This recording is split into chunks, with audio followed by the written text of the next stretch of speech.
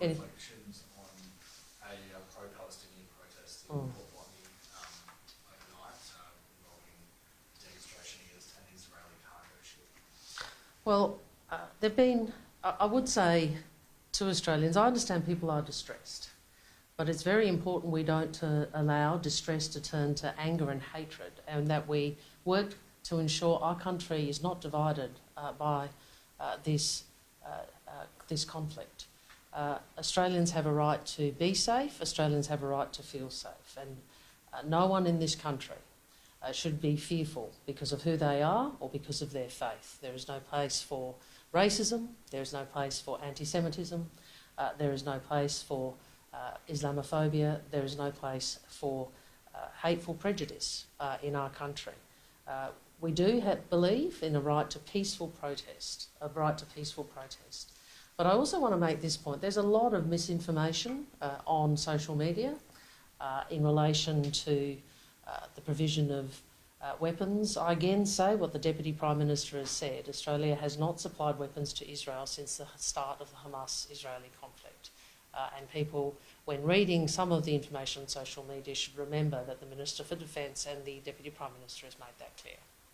Is the Australian government offering any aid to Palestinian civilians during the ceasefire? Yes, well, we have already committed $25 million.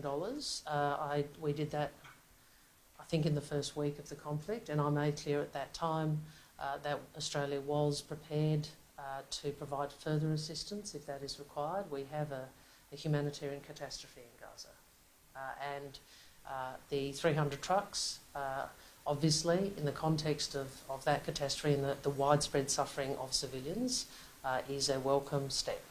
As you said, a lot of visas have been issued on both sides. Where will all these people go once Well, I mean, settlement in Australia or entry to Australia, obviously, that those are matters that others deal with. But I again emphasise this point because I know that there is a lot of emotion in the community. People are subjected to appropriate security checks. Is today's news a somewhat relief? I think all of us want to see a sustainable ceasefire, the hostages released, the humanitarian aid to be provided, and all of us are deeply concerned about the loss of civilian life.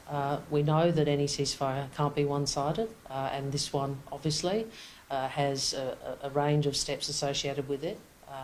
It is welcome, and we hope that we can see not just the next steps towards a sustainable ceasefire, but the next steps towards a political process which has a political resolution to this, because ultimately peace will require that political resolution.